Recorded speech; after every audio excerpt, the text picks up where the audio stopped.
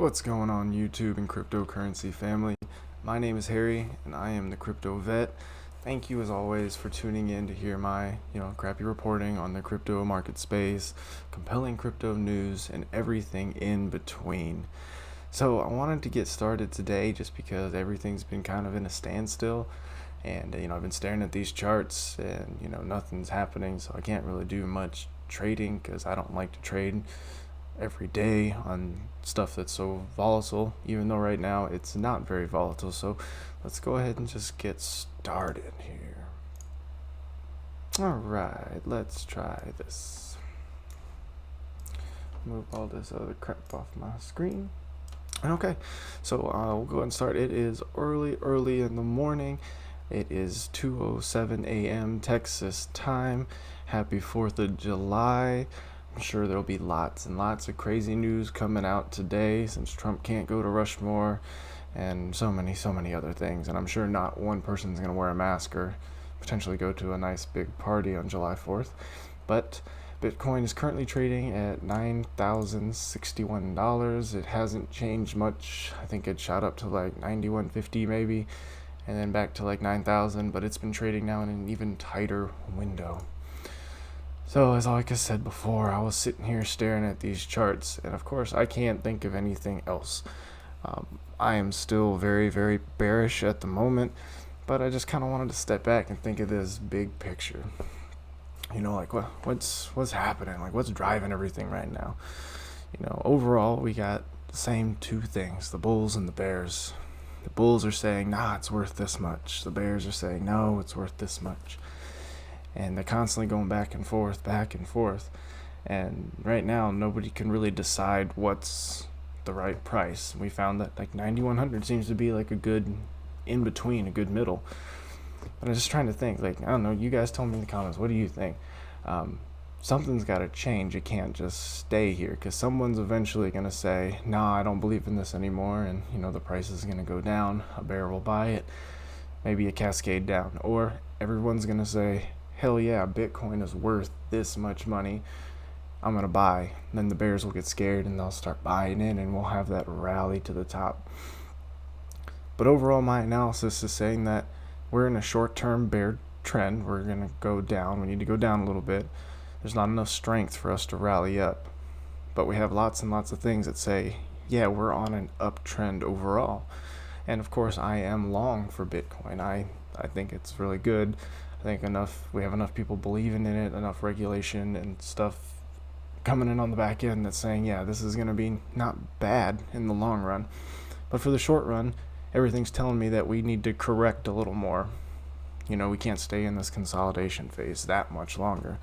So I predicted that, we would go down a little bit. We would rally up on some of our previous support lines here, and then technically go to the moon, or, retest a new high, 14,000, break this trend line here, and then, start a whole new pattern over and go from there. So in my head, I thought the price would need to go down. Well, we have some things happening in the background that kind of really make my technical analysis feel thrown off, because I'm really big on numbers. I think that math is going to have it all. The part that we can't take into account is the psychology of what's going on and what's happening. So we have the Fed printing money. So say all these stimulus checks come out, everybody gets a bunch of money. Well, some people are going to pay their bills, some people are going to invest it. So as of right now, the rich are getting richer because we're bailing out large corporate companies by buying up corporate bonds. Thus, if you invest in the stock market, you'll get some of that money back, right? Well, let's say people who come out and get stimulus money in this next round, they invest in Bitcoin. Well, Bitcoin technically goes up a little bit in price because people are willing to spend more on it because the money was free. Thus, we have a little bit of inflation. So if we stay in this pattern, money is dumped into it, people don't care to spend a little bit more on Bitcoin, so Bitcoin's price goes up. So we may never see this dip, and then all these tops that we're bouncing off of could be this little launch pad setting us up for the top. But there's just so much unknown right now, so technical analysis tells me to short it right now. which I'm not going to do anything. If you watched my other videos, you saw that I sold Bitcoin at around 9,200, just some of it, and I was choosing to rebuy in at around $7,800. I'm still at that point. If I miss out, I miss out, because more things tell me that this is a bearish trend in the short term. And yeah, maybe in 6 months from now we could be at 20 grand. Well, I don't worry about that because I have some allocated for holding and not just trading. So basically, my whole little rant here for the July 4th is just something's going to happen quick, and I kind of think it's going to happen today or this weekend, just because it's been trading so tightly together. And this is just the weekly chart. I'll take off my current moving averages. I was testing out some different trends that I wanted to see. But this is just a weekly candlestick. We know our resistances. We know our support lines here at the bottom. And we've been trading in this tight window here. We've been testing this upper support line over and over and over again. And like I said, overall, I'm very bearish. I think we're going to go down and correct here. If we don't, it'll just be because all the money that's been dumped in, that money is just not taken into account when we do these calculations and what goes into everything that is technical analysis. So I just don't think it is going to, I don't think it's going to be bullish here just yet. I think it has to go down first. If it doesn't go down, that's only because money was pushed into it, so the price doesn't technically have to go down. It goes down figuratively through inflation and the printing of money. But yep, so that's just kind of my July 4th update on what's going on here. One of my favorite articles that I found is an article from the Bitcoinist. This is from Nick Chung. And he says, the whale before the next Bitcoin bull run, expect an altcoin extinction event. I definitely think that there's tons of altcoins out there that are 100% useless, but there are also some good ones that have a good project, good utility, and offer something with their smart contracts, or just they offer something that other ones don't. And like I said on my channel, I was gonna try to get into these, but only so much time in a day. I will get to as many as I can, and then that will just depend on what people who do want to watch me do. Otherwise, I'll just do it at ease and whatever I feel like doing, because it is my channel.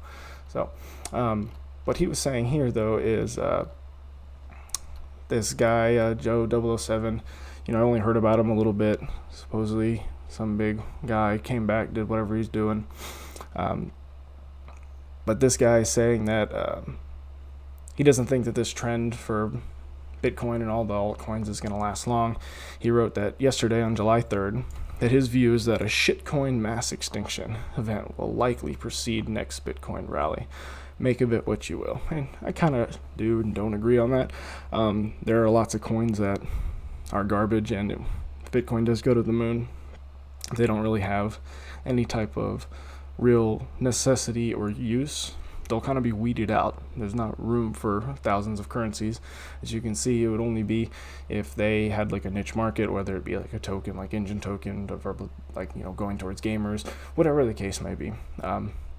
This guy's popping up now, which is, again, another reason why I worry about the actual market and what to expect when we have this low volatility, is that it's going to go to greater volatility after this. And things like Bitcoin can be controlled by somebody who has a lot of it. As if he decides to put a huge sell order in, that could spook the market. Thus, the bulls decide, fuck it, I don't want to do it. Or, screw it, I don't want to do this anymore. So, overall, this could definitely happen. But the part that got me was, he said, historically, 99% of crypto projects are garbage, run by unqualified idiots, delusional but below average founders or grifters. The 1% that are not could change the world. I'm waiting for that 1% to deliver their product so I can talk to their customers. You got customers? And I'm going to tell you about one called XRP. And XRP does have customers. If you've ever heard of PayID has tons of customers. And all of these customers here are brought together by this company here. The 1%. Brad Garlinghouse, David Schwartz with Ripple have a wonderful idea, wonderful project, wonderful backers all across the world. corridors for payment, on demand liquidity through their ledger. I mean, lots and lots of stuff. And I'm not just gonna talk your head off with XRP. There's plenty of other channels that do that, and I like all of them. But that's because I believe in the utility that XRP can bring through Ripple. But back to my price predictions and everything that I was doing with the technical analysis on Bitcoin. I found this article, again, published sometime this morning. It says Bitcoin's price expectation depends on how much money you have. And it's by this name. I'm not going to pronounce that. I can barely pronounce my own name. And I think this guy said it better than anybody else. And I'll have these articles linked in the description.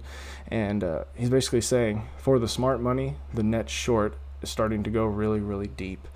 And he believes that depending on how much money you have depends on where you stand in the bull or bear market.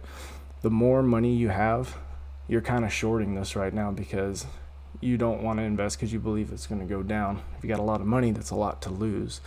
But retail investors and people who just really believe in Bitcoin, millennials, whatever you want to call it, the whole other group, Bitcoin maximalists, they all think that Bitcoin's good for the long haul. So they're not worried about a potential loss right now. And I think they're smart as well. But that puts us at a standstill. We're fighting over the same thing with matched forces on each side. Well, someone's going to change sides here soon, and that power is going to grow and grow and grow. But that is it for today. I just wanted to make a quick video since I didn't get to put the video out yesterday like I wanted to. Have a friend in town, and spending time with her and my family and stuff way more important. This is just a hobby, but I love doing it, so stayed up till 2 in the morning just to make you guys a quick video. But that's it. So you guys have a good night, have a happy 4th, spend time with your families, and I will catch you on the next one. Maybe something crazy will happen then.